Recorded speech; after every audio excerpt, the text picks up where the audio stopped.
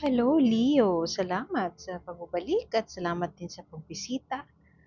Agad-agad kuha tayo ng card. This is your Sun, Moon, Rising Sign and Venus General Reading para sa sign ng Leo. Ito ay para sa Nobyembre. Kuha tayo agad na pre-shuffle ko na to. Uy, nice! World card. Completion. Tapos na ang iyong journey. Pwede ka nang bumalik. Tapos na ang iyong paglalakbay. O pwede rin na ito ay senyales na meron ka ng kailangang isarado na pahina ng buhay mo. Le-level up na, kumbaga, o kaya mag-explore ng panibagong path. Maaaring sa career ito, mag-explore ka na ng bagong role, na-promote ka, so bagong responsibility na. Pero pwede din na ito ay new chapter, as in, pwede din na ready ka na to start a family of your own, pwedeng ganon. Tapos ka na sa single life, pwedeng ganon. Makikita mo yung bear, yung owl, yung snake, and rabbit, representation ng lahat ng suits sa tarot. Wands, water, yung water, rabbit, earth, wands, swords, cups, feelings, emotions. So lahat 'yun parang kumbaga na perfect na ingredients. Handa ka na. Kung hindi mo man nakikita 'to ngayon na kung ano man yung pagbabago, like you tell me na what is she talking about, anong change, new chapter daw, whatever. If it doesn't resonate, kung hindi ka nakaka-relate, okay lang yan. Pwede yung sa susunod na buwan yun ang makaka-relate tayo. Pwede yung next na upload, so subscribe lamang po tayo para mabutan natin ang next sa pag-upload. Pwedeng wala at all ang makarelate sa'yo, pero naniniwala ako meron at meron dito tayong mapupulot na mensahe mula kay universe, not necessarily yung kwento, pero maaaring may kinalaman dun sa yung oracle card sa dulo. Bottom of the deck, on your witch hat. Alam mo, handa ka na. Kung hindi mo man nakikita na may new chapter na parating o wala kang pinaplano na major sa buhay mo, ang ibig sabihin nito ay you have all the resources that you need para magsimula ng panibago. Maaaring may ibibigay sa iyo si universe na um, blessing in the future or this month or sa December at sa 2025 ay magmamarka ang bagong chapter ng iyong buhay. Handa ka na, kumbaga nagko-conspire na si universe para isa katuparan na ang nais ni universe para kay Leo o kung ano man ang pinaplano ni universe ay pinaplano ni Leo na isa katuparan for the rest of the year para i-cap off ang year o pwede rin na para simula ng 2025. Kunin natin ang mga iba pang clarification. Ano tong kwento ni Leo? Anong ganap kay Leo para sa buwan ng Nobyembre? Dami naman. Balik natin. Masyadong marami yun. Gusto ko yung mga paisa-isang talon lang. Para kay Leo, uy, tingnan mo, completion. Marahil merong buwabagabag sa'yo. Magmula nung mga nakaraang buwan, buwabagabag sa'yo o tipong nalilimitahan ka. Merong isang sitwasyon sa buhay mo, pwedeng career to, pwede ding love life pero parang feeling ko career. Wala na pa akong nakikitang sign ng career, pero yung kutob ko lang, career. Kasi merong mga bagay or meron kang role na nalilimitahan ka. Let's say nasa gobyerno ka at merong mga bagay na labag sa iyong prinsipyo pero kinakailangan mong gawin. Pwede din na sa friendship mo, meron kang kaibigan na nagbago na ng estado sa buhay or kinasal na at iba na yung priorities niya sa priorities mo. Pero meron certain expectations sa'yo na umasta in a way na pasok dun sa expectations nila. At as a result, parang pakiramdam mo nalilimitahan ka, pakiramdam mo meron kang nakapasak na whatever na panyo sa bibig mo, hindi mo fully ma-express yung sarili mo. palagay ko itong Nobyembre magdedesisyon ka na tapusin na ito, bigyan na ng closure, lay the burden down. Alisin na ang sarili mo sa sitwasyon na nagdudulot ng limitasyon sa iyong isip, sa iyong utak. Maaari din na, halimbawa, graduate ka ng isang magandang school at hindi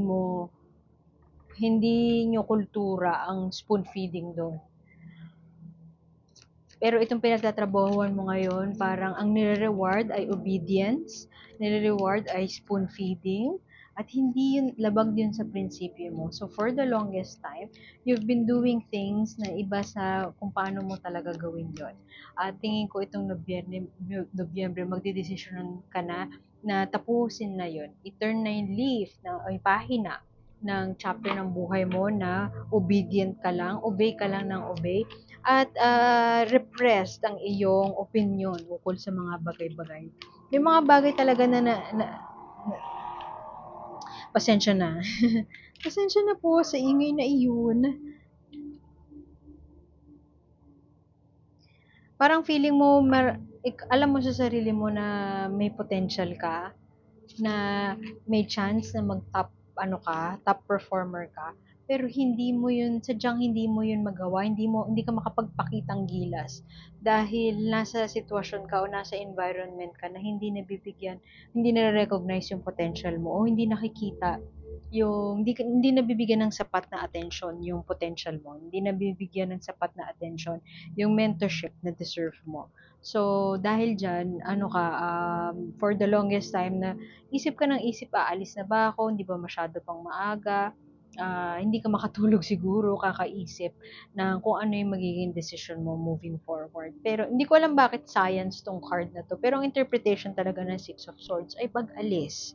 Ingat ka lang na kung aalis ka, ay meron kang excess baggage na bitbit, travel light. Kung meron kang sama ng loob, dyan sa sitwasyon na aalisan mo na ngayon, siguraduhin mo na hindi ka magbaburn ng bridge, graceful ang exit mo kasi pag nag-burn ka ng bridge, lilipas din ang lahat eh. Time will heal.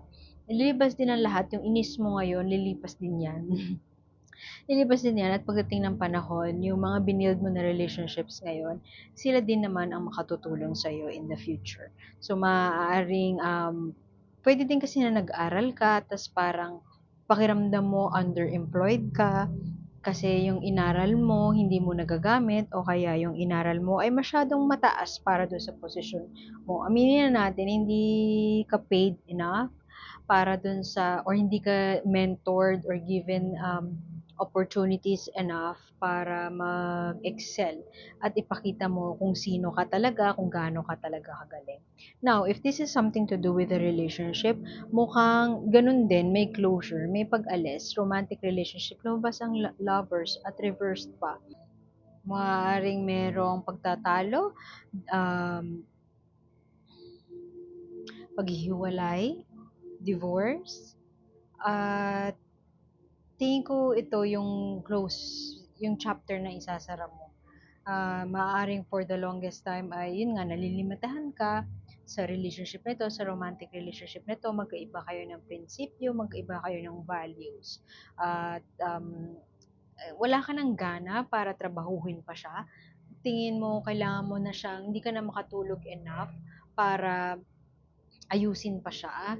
Hindi ka na nga nakakatulog eh, no? Tapos, pag ine-express mo pa, hindi ka pa nabibigyan ng enough attention. Maaaring in-express mo na dati na quality time ang iyong love language, pero walang ginawa yung partner mo.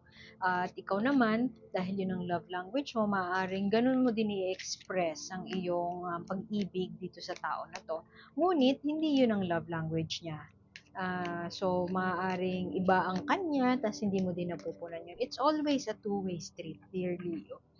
Pero, kahit pa two-way street, hindi ko sinasabi na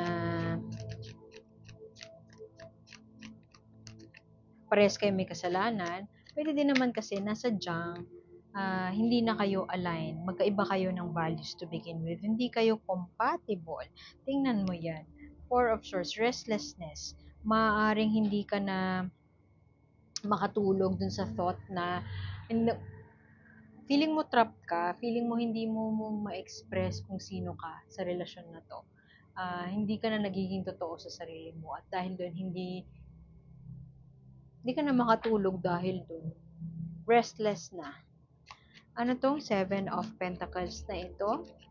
Reaping the benefits of what you have invested in the past. Patience. Darating na sa'yo ang, arang aanihin mo na yung dati mo na ininvest. Uy, hala siya. Mukhang patungo ka sa isang tao na match mo talaga. Kung ikaw ay fire sign, very action-oriented ka, patungo ka sa isang tao na very sweet, very caring, pwede ding maboka. Basta sweet. Sweet yung energy ng tao na to.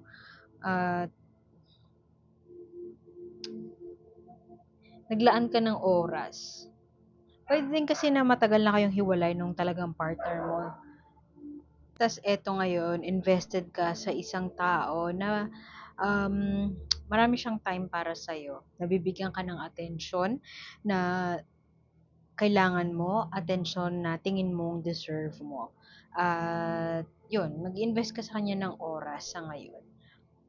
Pwede din na hindi pa fully kayo hiwalay ng previous partner mo, pero itong buwan na to, with the World card as your core energy, mukhang ito na yung sinasabi ko kanina na i-turn mo na yung leaf ng chapter, mag-move on ka na fully.